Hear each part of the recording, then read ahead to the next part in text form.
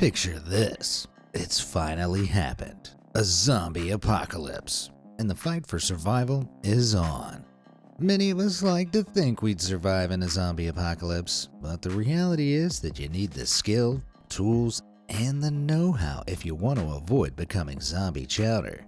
So from the master of DIY weaponry to apocalyptic engineers, let's assemble the ultimate team of people who will undoubtedly survive the zombie apocalypse.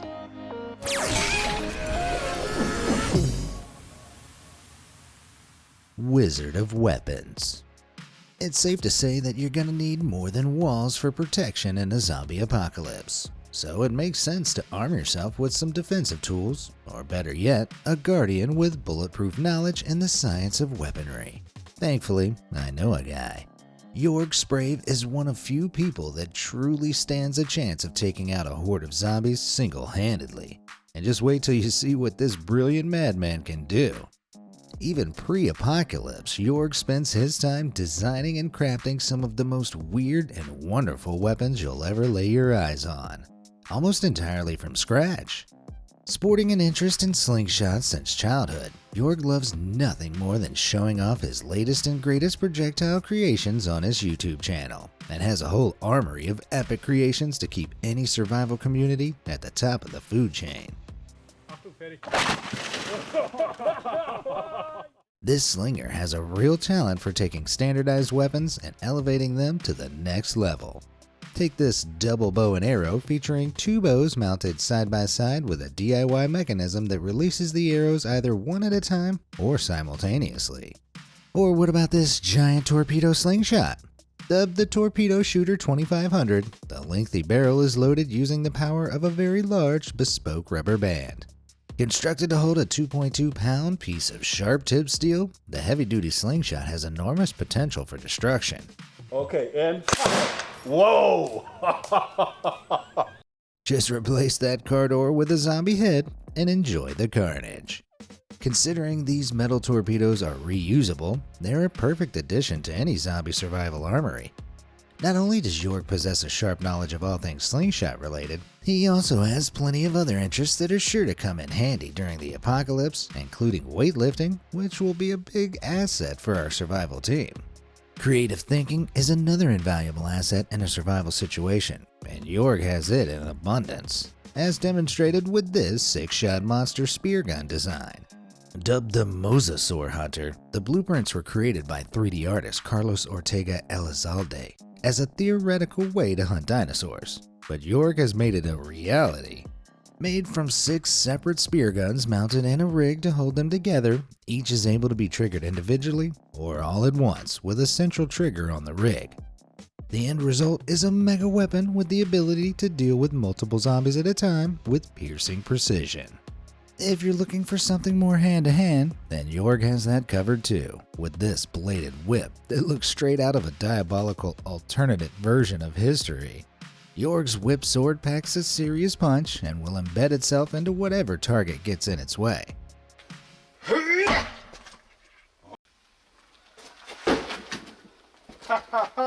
While the whip sword's deep-digging fangs are sure to stop one zombie dead in its tracks, its proclivity to wedge itself into targets means it's a lot better for one-on-one zombie encounters than versus a horde. But if you're looking for something more horde unfriendly that won't get stuck mid-fight, then Jorg's still got you covered.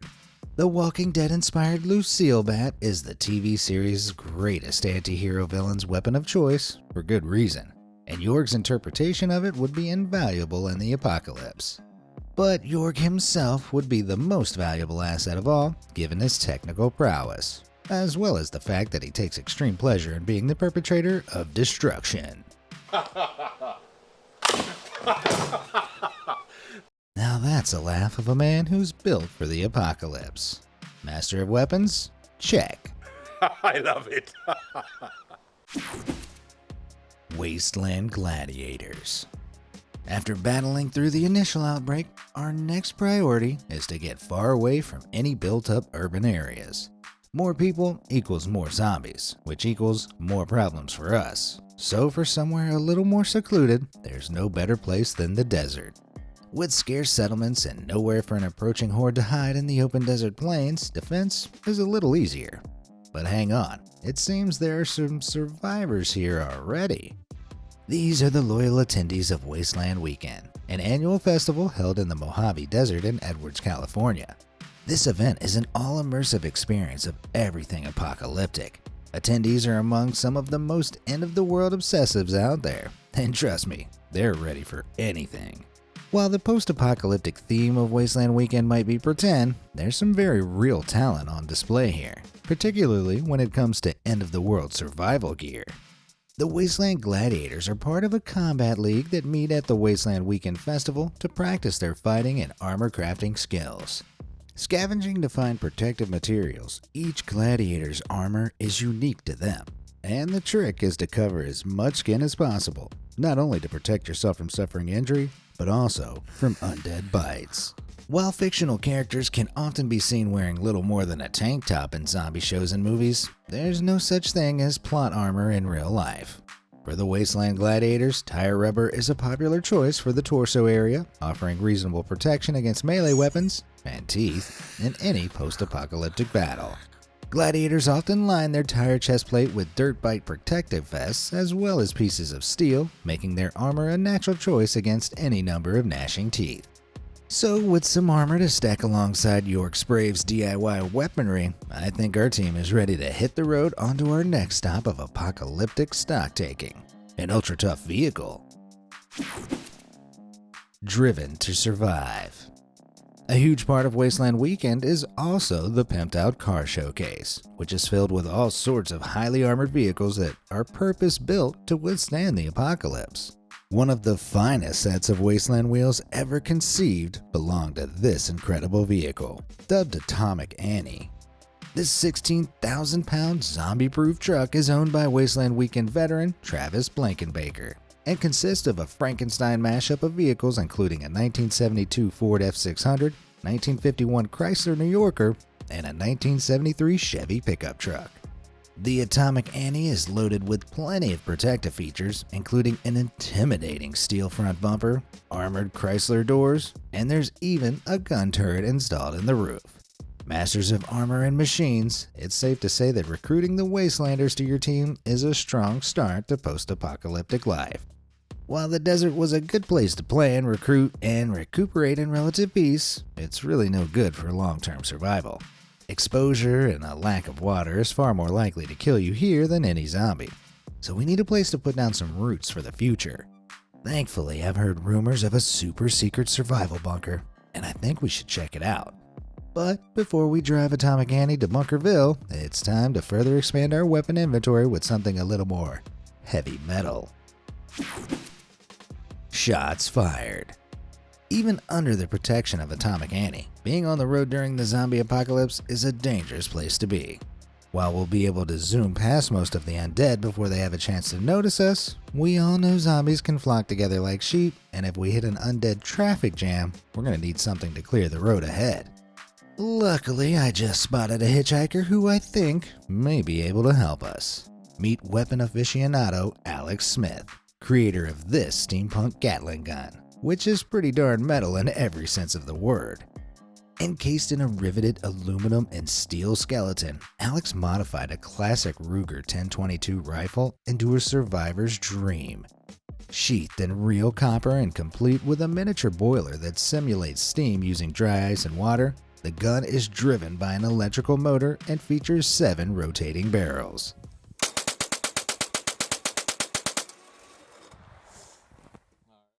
The fully functional clip-loaded firearm weighs in at a whopping 60 pounds, but thanks to Atomic Annie's gun turret, we can mount the steampunk Gatling gun directly onto our ride. Pretty awesome, right? Well, there's more. Alex Smith just tipped us off to the location of a military hangar nearby, which is home to an experimental weapon of extreme usefulness to us.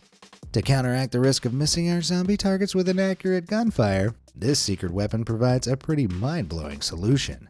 Meet Metal Storm, the gun with the ability to fire 1 million rounds per minute. Check it out. That beast of a weapon just fired 180 rounds in one single blast. And when it's fired at fully automatic pace, nothing in the vicinity of this mega gun stands a chance. Metal Storm was originally conceived by Australian weapons inventor J. Mike O'Dwyer and was intended to remain stationary, only to be used in setting up ambushes. However, since its debut test session in 1997, it's never actually been used in combat due to legal regulations for weapons used in warfare. But guess what? In the zombie apocalypse, there'll be no one left to enforce any laws. If we could acquire a more portable version of the Metal Storm gun, like this Imagining from CSI Miami, it could make quite the addition to the roof of Atomic Annie for blasting a way through any rapidly amassing hordes. Assuming its recoil doesn't knock the vehicle over. So now we're armed to the teeth, let's get our team somewhere safe. Apocalypse Arc. After a long journey, we finally made it. It's bunker time. They say that if you fail to prepare, then you must prepare to fail. And our next post-apocalyptic prepper certainly took that literally. Meet Bruce Beach, a man who spent more than half a decade preparing for the end of the world. And just wait till you see what he created. Starting in 1978, Bruce began accumulating what his neighbors described as a bizarre trove of old retired school buses. By 1982, Bruce had managed to collect a total of 42 school buses, costing $50,000 all in, and what he did next was beyond anything anyone could have imagined.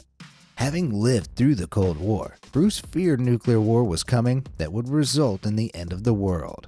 So his 42 vehicle-strong fleet of buses became the foundations of one of North America's largest private doomsday bunkers. Nestled on the edge of the vast woodlands surrounding the small town of Hornings Mills in Ontario, Canada, Arc 2 is an underground labyrinth intended to serve as a safe zone for survivors to wait out the impending apocalypse. The result is a 10,000 square feet, $1 million total construction cost underground labyrinth, built with the specific purpose of protecting and housing a survival community. While this Noah originally built his Ark for the nuclear doomsday he believed to be coming for us, this school bus shelter is a master class in the construction skills needed to keep out the undead. Not only is this Noah's Ark buried 14 feet underground, but it can also accommodate up to 500 survivors at a time, and even has a nursery to prioritize the care of children as they grow up in a world full of zombies. Bruce really thought of everything when creating his apocalyptic bunker and included a whole roster of survivalist features. The bunker has one very fortified steel door entrance that even a colossal horde of zombies would struggle to break through. There's storage spaces for long-life canned goods, working plumbing, along with a healthcare room with the creepiest dentist chair I've ever seen. If that's not motivation to not get yourself injured, I don't know what is. There's also a communications room and, most importantly, a decontamination room to wash off all those zombie guts. The Ark is powered by diesel generators, and a nearby waterfall provides water that can be filtered to drink, meaning that this place would make a pretty cozy cubbyhole to continue on our way to rebuilding civilization. While you might be wondering how exactly we'd gain access to this very secure private bunker, it turns out that his Ark has been without its Noah for some time.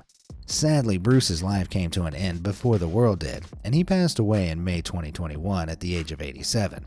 But without him around to see the apocalypse, it'd be rude to let all that work go to waste. So I think we should hole up in this Ark for a while, don't you? Jobs for Judgment Day. In the new zombie world order, being part of a community is your best chance for long-term survival. But you'll need to find a way to make yourself a valuable asset. You may not realize it yet, but your pre-apocalypse job is now more important than it's ever been and could make the difference between life and death. If you're an ER doctor, military personnel, or a mechanic, you'll automatically become a valued member of the group. Lucky you. Welders, meanwhile, can turn their hands to crafting some truly awesome apocalyptic weapons. So I vote to recruit a welder by the name of Ryan Groney, who crafted this DIY mace that looks perfect for some heavy metal zombie headbanging. Or what about the post-apocalyptic answer to the Kingdom Hearts Keyblade, courtesy of Ryan's fellow metal master, Cameron the Welder? Not only are those some truly head-splitting welding skills, but the fact that Cameron fashioned this thing out of bike parts shows his ingenuity with the limited resources of the apocalypse, making him an invaluable addition to our survival team. From metal melders to wonders of woodcraft now. Surviving long-term away from built-up cities requires knowing how to use the natural environment to your advantage. And there aren't many professionals that know this way of life better than lumberjacks.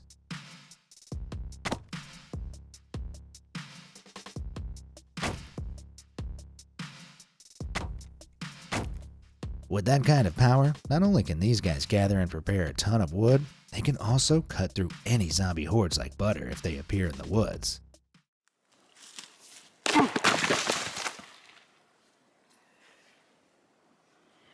Impressive. While a lumberjack's swing strength is unquestionable, many of them have yet another skill that makes them an invaluable apocalypse asset. Under all that plaid, many lumberjacks have expert climbing skills as swift as the coursing river, which they demonstrate in speed climbing contests at lumberjack conventions. These tree scaling skills will no doubt come in handy for a quick escape from a sudden woodland horde, all ensuring we get to reap the benefits of the lumberjack's other skills as long as possible, by keeping them alive. Now, if you're not a burly hands-on outdoorsy professional, you might be thinking that your job would be completely useless in the apocalypse. But with a bit of creative thinking, many professions can add value to a survival group. For starters, we all know that zombies aren't so smart, so disguising yourself among them is a neat trick to have up your sleeve if you find yourself in a tough spot. Check this out.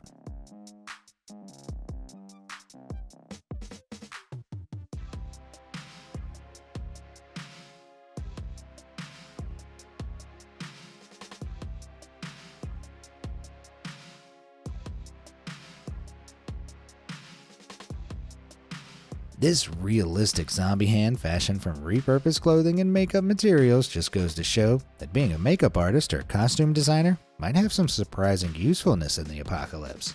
Coupling this hand with a zombie-scented zombie face mask, this could be used to blend in with a huge zombie horde, if you need to pass through it or retrieve supplies from the center of the horde. With that in mind, extending your zombie survival crew to include a cosplayer isn't as crazy an idea as it seems. And if you've got a perfume maker on your team, you could even try and figure out a way to create your very own zombie guts perfume to seamlessly blend in with any horde at any moment. Oh, to Undead, a no-mess solution to throwing zombies off your scent in a post-apocalyptic world. That's rotten flesh, all right. Survival runners. Post-apocalyptic job hunting aside, one skill we can all agree is essential in the zombie apocalypse is the ability to run fast. This will be essential for any team members we send out on supply runs once our stockpiles begin to run low. Speed and agility are invaluable skills to possess in a world where there are thousands of undead trying to eat you. And while the idea of living with a TikToker sounds even more horrifying than any zombie, the guys on the Fat Gabs TikTok account are some of the most skilled parkour pros around, and initiating them into our community will be well worth it. Just one look at these guys' skills tells you how ready they'd be if they ever got caught up in a horde while gathering supplies. Parkour in a zombie apocalypse is a high risk but high reward strategy, given the chance you might fall over. But if you can stay on your feet, being able to climb at speed, evade attackers, and navigate rooftops means being able to avoid street-level zombies by sticking to higher ground and supply-rich cityscapes. But our TikTok parkour team members still need some muscle for protection on their supply runs, and luckily, I have someone in mind. By the blade. Guns aren't exactly the best long-term survival item for the apocalypse, as ammo is sure to run out eventually. So we're going to need something more sustainable for supply run defense years down the line. A good old-fashioned swordsman. This is Shaquan Parson, a TikTok athlete who doesn't just have the moves of a parkour pro, but also comes armed with a freaking katana.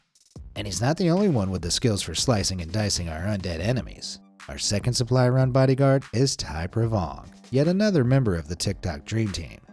Trained in the art of tamashigiri, the practice of cutting targets like bamboo with surgical precision and astounding strength, a professional katana wielder would be an invaluable asset to our recon team. Considering the mushiness of a decomposed zombie, a skilled katana swordsman could cut through numerous walkers like butter, expertly using their own momentum to deliver blow after elegant blow. If a regular katana alone isn't enough to make you feel secure, why not take some inspiration from the silver screen? This sword was seen in the 2010 horror movie Helldriver and features mechanical chainsaw abilities, aka the most unnecessary addition to an already lethal weapon. Nutty engineers in real life have indeed modified chainsaws to resemble swords, so I'm sure our trusty Jorg would love to have a crack at making one for us. If wielding a 30-inch lethal sword with absolutely no prior training seems a little foolish to you, you're right, so we'll leave that to our team sword pros. As for you, there are plenty of other DIY weapons you can lay your hands on. For example, you could turn your hands into deadly weapons with these steampunk razor gloves, constructed by weapon and props designer Jacob Peterson. Jacob has a whole host of arm candy up his sleeve that are perfect for post-apocalyptic functionality. With a weaponized glove on one hand and armored handwear on the other, you'll not only protect your digits, you'll also have easy access to a weapon for close-range attacks. Because when you're the Freddy Krueger of the team, the zombies will have nightmares about you. Staving alive.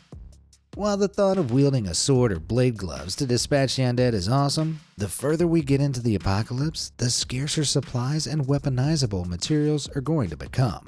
However, Mother Nature has a plan, and not for the first time in this apocalypse, we're about to get some wood. As innocuous as it may initially seem, a nice long stick is a very useful tool to see you through the end of the world, when used as a combat staff. Not only are staves a handy way to incapacitate opponents, but they can also be used as trekking poles or walking sticks when navigating uneven terrain on the hunt for natural resources in the desolate wilderness. This is also a good way to make sure you always have a weapon in hand, which can also function as a digging stick or be used for generally poking and inspecting any suspicious-looking undead bodies. Now, if you didn't believe me that a simple stick could be a dangerous weapon, just check out these moves from David Torok and tell me this guy wouldn't be surviving the apocalypse. And if that's still not comforting enough, you can always sharpen the end of the stick into a point, creating the ultimate multi-tool. Part stick, part spear. And if all else fails, you could always use your staff for stamping around and screaming, "You shall not pass!" at all those zombies. That will definitely solidify your post-apocalyptic legacy, to be forever remembered as that one nerd who just could not let it go. And now I'm just imagining Gandalf duking it out with a massive zombie horde. I mean, who better than a self-resurrecting zombie wizard to have on the side of the living? They say that variety is the spice of life, and a variety of skills and tools are certainly what will be keeping us alive for this apocalypse. So, Zombie Slayers, there we have our BMA's survival squad. From a truly bonkers masters of DIY weapons to steampunk survivors and TikTok's finest, all nestled inside the brainchild refuge of a post-apocalyptic Noah. We've got it all. Zombies, you better watch out. Who else would you add to the BMA's anti-zombie squad? And what skills do you have that would help you survive the apocalypse? Let me know in the comments below. Thanks for watching, and good luck.